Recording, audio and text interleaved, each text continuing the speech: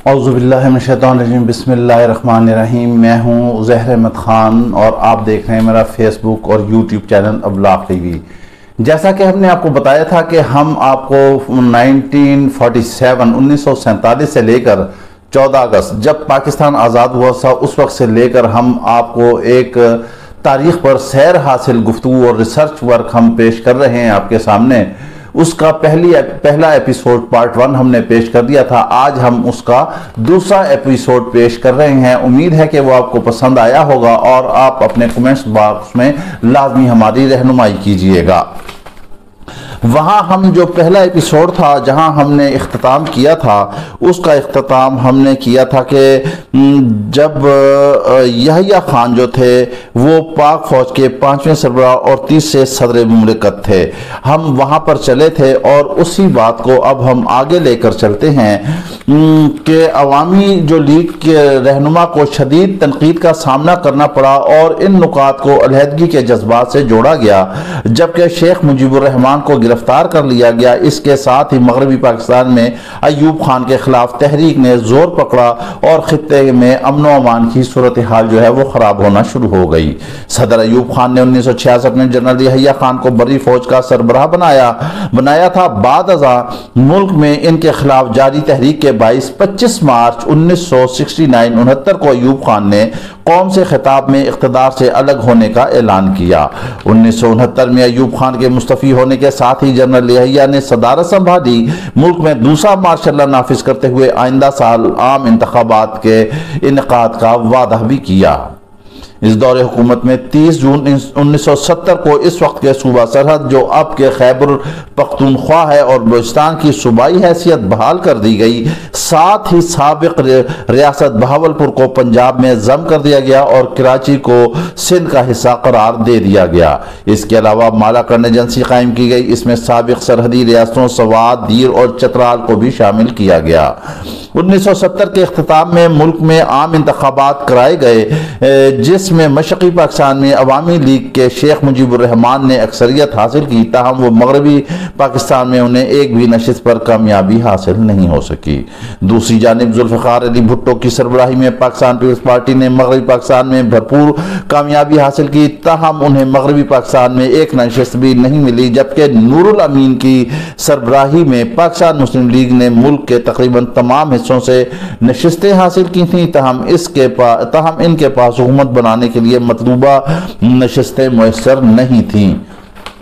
हुकूमत कायम करने के लिए दोनों अहम सियासी जमातों पीपल्स पार्टी और अवामी लीग के दरमियान मुज़ाकराती अमल हुए, ताहम इसके नताइज हासिल ना हो सके। मुख्तलिफ वक्तों में इक़्तिदार की राहदारियों से ये बात सामने आना शुरू हुई कि जनरल यहया खान और जुल्फ़िकार अली भुट्टो तो ये नहीं चाहते कि मशरक़ी पाकिस्तान की अक्सरियत हासिल करने वाली जमात मुल्क में जमहूरियत के हवाले से कामयाब कहीं नजर आई। इसी दौरान मशरक़ी पाकिस्तान और मगरबी पाकिस्तान में सियासी कशीदगी जो है वो शिद्दत इख्तियार कर गई और जनरल यहया खान ने इस सूरत हाल में कंट्रोल करने के लिए मुतअद्दिद कोशिशें की, ताहम हालात मुसलसल खराबी की जानिब ही रवां दवा रहे।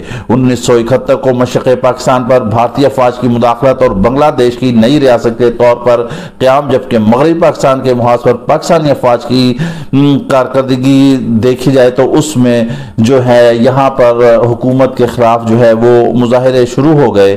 2 दिसंबर 1971 को जनरल यहया खान ने इक़्तिदार पीपल्स पार्टी के चेयरमैन भुट्टो के हवाले किया और 8 जनवरी 72 को उन्हें अवामी रद्द अमल से बचाने के लिए नजरबंद कर दिया गया।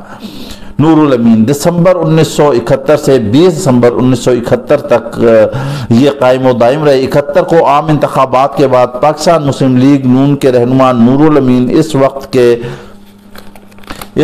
सदर यहया खान ने मुल्क का 8वां वज़ीर आज़म उन्हें नामजद किया, ताहम वो सिर्फ 13 दिन तक ही रहे इस ओहदे पर और 20 दिसंबर 71 को ओहदे को खैराबाद कह दिया। जबकि वो इससे कबल 70 से लेके 72 तक पाक भारत जंग के दौरान मुल्क के नायब सदर की हैसियत से अपने फ़राइज़ सर अंजाम दे चुके थे। 1973 से 5 जुलाई 1977 तक जुल्फ़िकार अली भुट्टो की हुकूमत रही। वो सदर अयूब खान की काबीना में वजीर तजारत, वजीर अक़लियती अमूर, कौमी तामीर, इत्तलात, वजीर कुदरती वसाइल, उमूर कश्मीर, जबकि वो मुल्क के वजीर खारजा भी रहे। तहम ताशकंद माहदे के बाद अयूब खान से इख्तलाफात के बायस जुल्फ़िकार अली भुट्टो काबीना से मुस्तफ़ी हो गए और उन्होंने दिसंबर में ही पाकिस्तान पीपल्स पार्टी की बुनियाद रखी। 1970 में होने वाले इंतखाबात में पीपल्स पार्टी ने मगरबी पाकिस्तान में कामयाबी हासिल की और दिसंबर 1971 में यहिया खान ने मुस्तफ़ी होकर पाकिस्तान की सदारत जुल्फ़िकार अली भुट्टो के हवाले कर दी। दिसंबर 1971 था 13 अगस्त 1973 तक सदर मुमलिकत का उन्होंने ओहदा संभाला। भुट्टो ने अपने दौरे हुकूमत में रियासत को तीसरा आइन दिया जिसे 1973 का आइन कहा जाता है और इस तीसरे आइन का मसौदा 1970 में होने वाले इंतखाबात के नताइज पर 1972 में कायम की जाने वाली काबीना ने ड्राफ्ट किया और बाद 10 अप्रैल 1973 में पार्लियामेंट से मंजूर कराया गया, जबकि 14 अगस्त 1973 को मुल्क में नाफिज किया गया और भुट्टो ने नए आइन के तहत वजीर आजम का हलफ उठाया। 1973 के आइन में पहली मरतबा मुल्क में पार्लियामेंट को ऐवान बाला यानी सेनेट, ऐवान ज़ेरी और कौमी असम्बली में तकसीम किया गया। मुल्क के तीसरे आइन में पार्लियामेंट को इख्तियार दिया गया कि हुकूमत के सरबराह वजीर आजम को हुकूमत का सरबराह वजीर आजम को मुकर्रर करे, जबकि इस ओहदे को मुल्क से एग्जीक्यूटिव के इख्तियारात भी तफवीज़ किए गए। इसी तरह सियासी हालात जो है आगे चलते गए, सफ़र आगे रवा दमा रहा। 1973 के आइन देने के अलावा भुट्टो की जानिब से मुतअद्दिद ऐसी पॉलिसीज़ और इस्लाहात भी की गईं जिससे न सिर्फ खित्ते में बल्कि दुनिया में पाकिस्तान का किरदार नुमाया हैसियत से उभर कर सामने आया। सनती शोबे में इस्लाहात, ज़मीन और ज़रूरी इस्लाहात, माशी पॉलिसी, बैंकिंग, बरामदात, पासपोर्ट के हवाले से इस्लाहात, लेबर पॉलिसी, सोशल सिक्योरिटी के हवाले से इक़दामात, ये सारे इसी में शामिल हैं।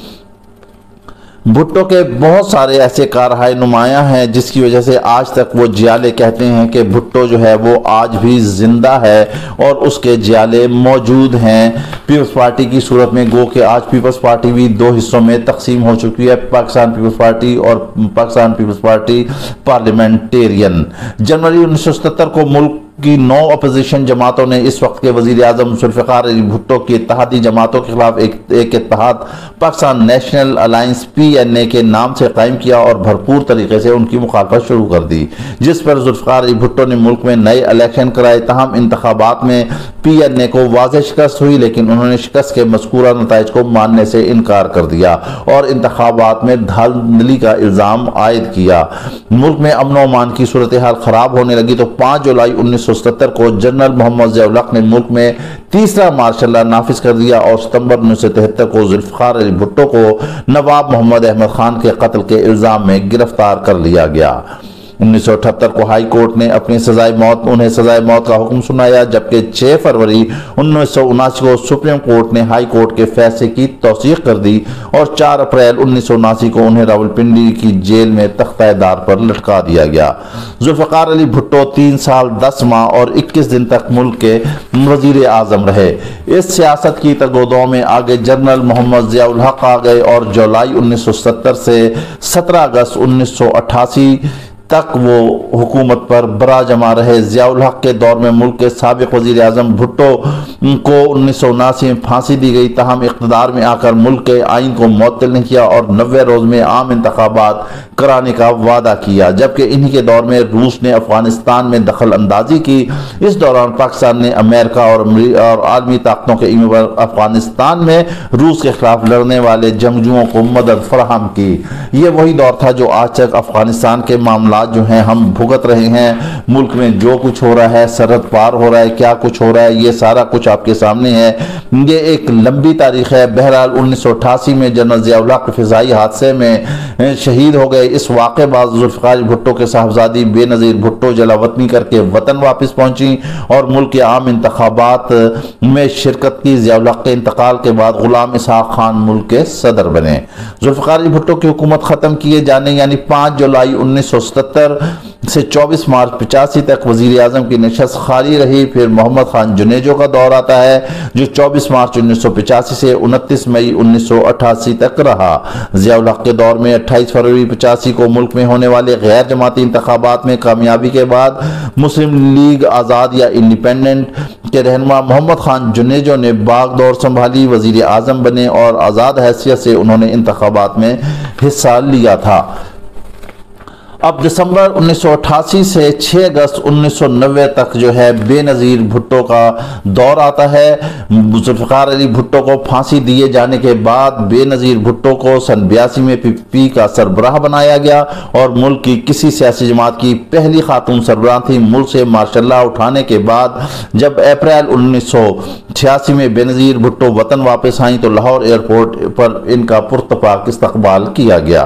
बेनज़ीर भुट्टो 87 में नवाब की अहम शख्सियत हाकिम अली जरदारी के बेटे आसिफ अली जरदारी से रिश्ता अज़दवाज में मुंसलिक हो गईं। 1988 में ज़ियाउल हक के तैयारे के हादसे में जंबाहक होने के बाद सेनेट में गुलाम इसहाक खान को कायम मुकाम सदर बनाया गया और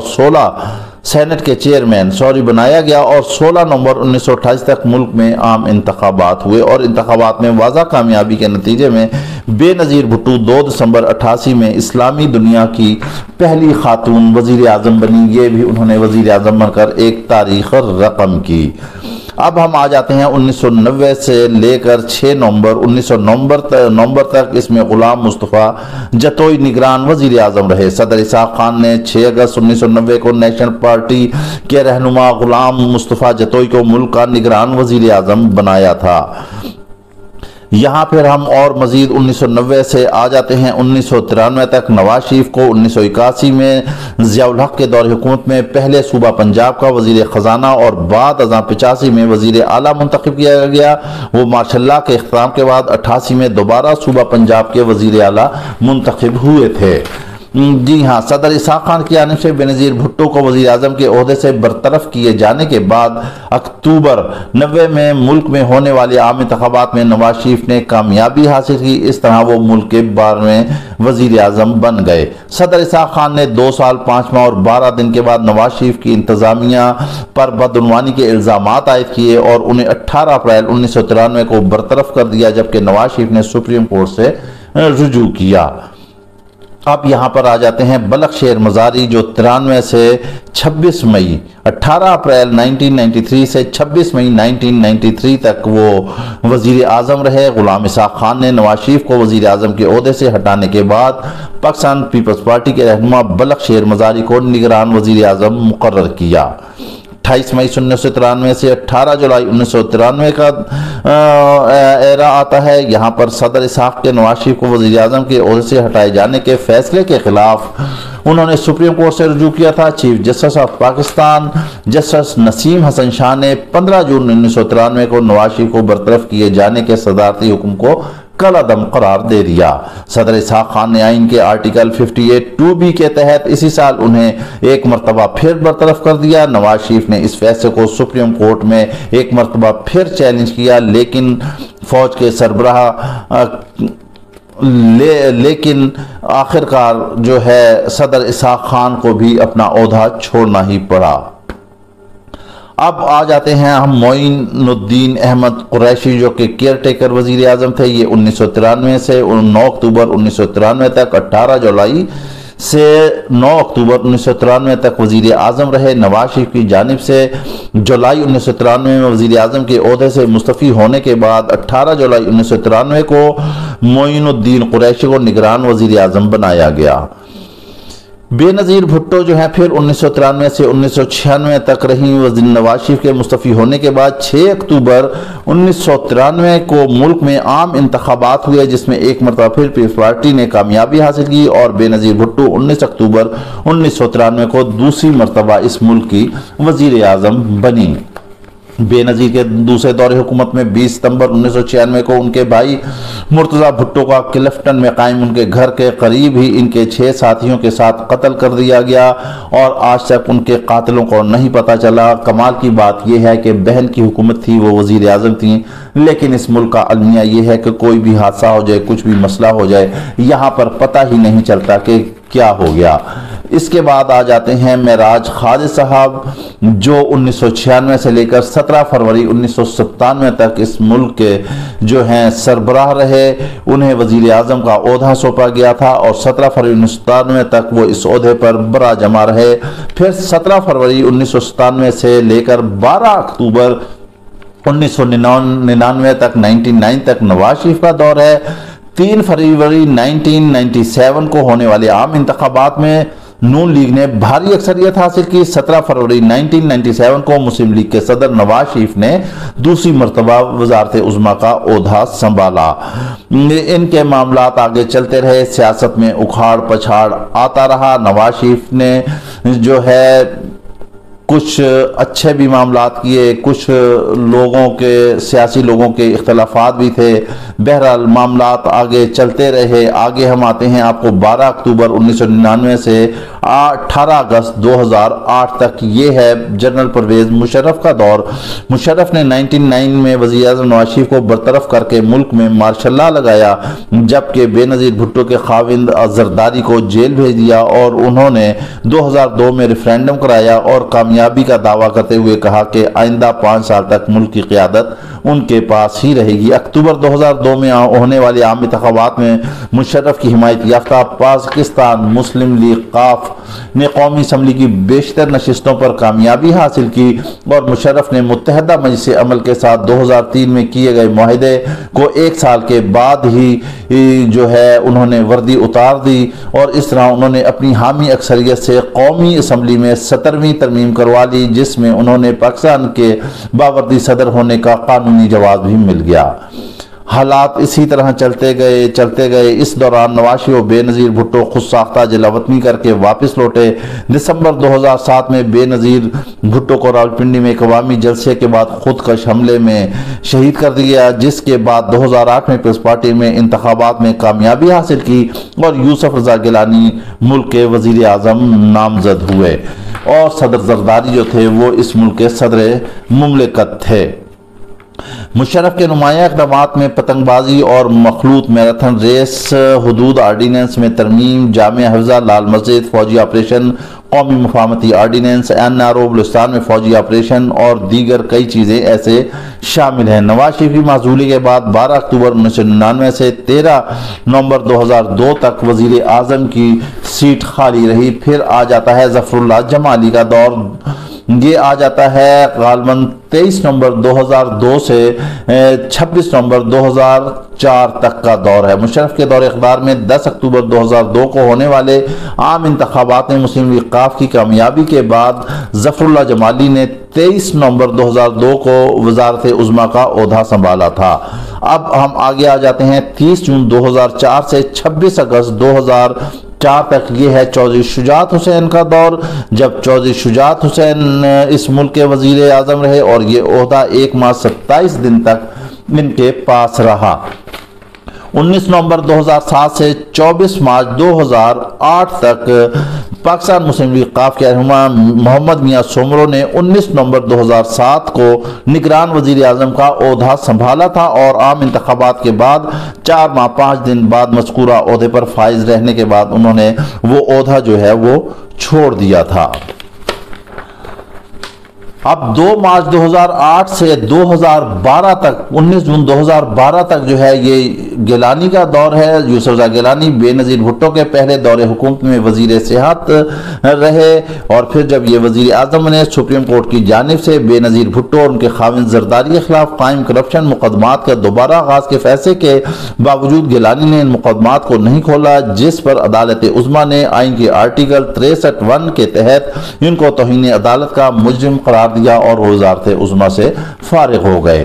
22 जून 2012 से 24 मार्च 2013 2013 तक राजा परवेज अशरफ का दौर रहा, जब पीपल्स पार्टी ने उनको जो है वजीर आजम बनाया और उन्होंने मुल्क की बागडोर संभाली। ये गिलानी के बाद का दौर आ जाता है। आगे हम आ जाते हैं कि 25 मार्च 2013 से 5 जून 2013 तक मीर हजार खान खोसू निगरान वजीर आजम रहे। आगे हम आ जाते हैं 2013 से 28 जुलाई 2017 तक, इसमें पाकिस्तान मुस्लिम लीग नून के सदर नवाज शरीफ 11 मई 2013 के होने वाले इंतखाबात में वो वजीर आजम मुंतखब हुए और उन्होंने फिर एक दफा मुल्क की बागडोर संभाली।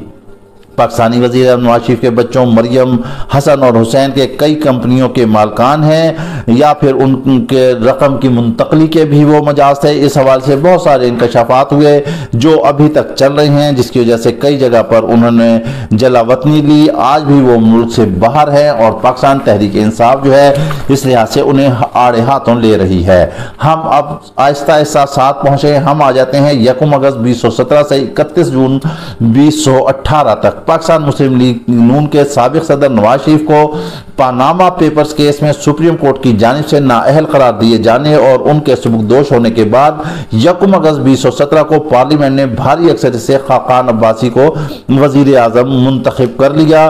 वो वजारत पेट्रोलियम पर भी पहले रहे और वहां पर भी खिदमात देते रहे। 1 जून 2018 से 18 अगस्त 2018, 10 अप्रैल 2022 तक नासिर मुल्क निगरान वजीर आजम रहे। इस मुल्क के जस्टिस नासिर मुल्क ने अपने अदालती कैरियर का आगाज 1994 में किया था। 6 जून को पेशावर हाई कोर्ट के जज मुकर्रर हुए। 2004 तक इसी मनसब पर रहे। बाद में सूबाई हुकूमत की मंजूरी के बाद 31 जुलाई 2004 को जस्टिस रिटायर्ड नासिर मुल्क पेशावर हाई कोर्ट के चीफ जस्टिस मुकर्रर हुए। 2005 में उन्हें सुप्रीम कोर्ट ऑफ पाकिस्तान मुंतकिल कर दिया गया। इसके अलावा 30 नवंबर 2013 से 6 जुलाई 2014 तक उन्होंने कायम मुकाम चीफ इलेक्शन कमीशनर पाकिस्तान के भी फराइज सर अंजाम दिए। अब हम आते हैं 15 अगस्त 2018 से 10 अप्रैल 2022 तक। ये है पाकिस्तान तहरीक इंसाफ के चेयरमैन इमरान खान की तगोदौ के बाद जो उन्होंने हुकूमत हासिल की। बकौल उनके उस वक्त वो 22 साल से इस तहरीक को चला रहे थे, कोशिश कर रहे थे, कौम को जगा रहे थे। उन्होंने एक नौजवान नस्ल को तैयार किया था 22 साल में और 25 जुलाई 2018 को होने वाले आम इंतखाबात में पीटीआई ने कौमी असम्बली की 115 नशिस्तों पर कामयाबी हासिल की और मुल्क के सबसे बड़ी पार्टी उभर कर सामने आई। इनके नताइज के बाद ये इम्कान बढ़ गया था कि वफाकी हुकूमत में अगली हुकूमत तहरीक इंसाफ ही होगी, लेकिन इस अमल को पूरा करने के लिए इसे चंद वोटों की जरूरत थी, जिसके लिए पीटीआई ने आज़ाद उम्मीदवारों को अपने साथ मिलाया। फिर Muttahida Qaumi Movement, MQM, Balochistan National Party, Mengal, Muslim League काफ, Grand Democratic Alliance, GDA, Awami Muslim League को साथ मिलाकर यूं इत्तेहादियों का एक मरगूबा बनाकर इन्होंने हुकूमत बनाई और ये 176 वोट लेकर मुल्क के 22वें वजीर आजम मुंतखब हो गए।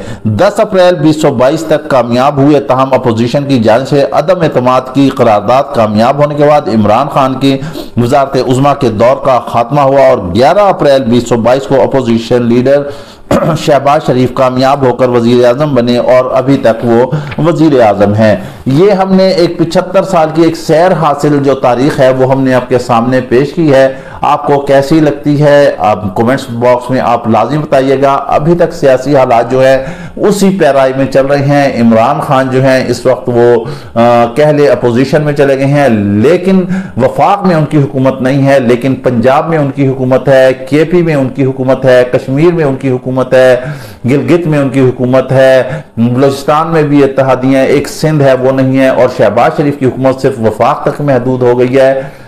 इस वक्त 13 अगस्त होने जा रहा है ये 2022 का। 14 अगस्त को हमारी जो है जश्न आज़ादी होगी। 13 अगस्त को इमरान खान ने इस्लामाबाद के परेड ग्राउंड में जलसा करना था, लेकिन टीएलपी ने कहा कि हम करेंगे फैजाबाद में कॉन्फ्रेंस। वो जलसा अपना लाहौर ले गए। इन द मीनवाइल वफाकी हुकूमत ने शहबाज गिल को इदारों के खिलाफ फर्जसराई करने पर गिरफ्तार कर लिया है और अभी कहा जा रहा है कि मजीद 4 और गिरफ्तारी होंगे। हालात सियासी बहुत खिचड़ी बन गए हैं। पाकिस्तान तहरीक इंसाफ ने हंगामी तौर पर इजलास बुला लिया है। तमाम रहनुमाओं को अलर्ट कर दिया गया है कि वो गिरफ्तारियों से बचें, क्योंकि 13 तारीख को जो जलसा है वो सारे इंतजाम शहबाज गिल देख रहे थे, लेकिन इदारों का एहतराम जो है वो हर सूरत में कायम रखना चाहिए और इदारों को अपनी सियासत में नहीं घसीटना चाहिए। इंशाअल्लाह ताला मजीद और भी हम आपको ऐसे तारीखी वाकया से आगाह करते रहेंगे। वीलॉग आपको पसंद आया हो तो लाजमी शेयर कीजिएगा। कमेंट्स बॉक्स में अपना जरूर आप अपने रिमार्क्स दीजिएगा। आपके रिमार्क्स हमारी रहनुमाई फरमाते रहेंगे। इसके साथ ही हमें इजाजत दी, अपना ख्याल रखिएगा। अल्लाह हाफिज।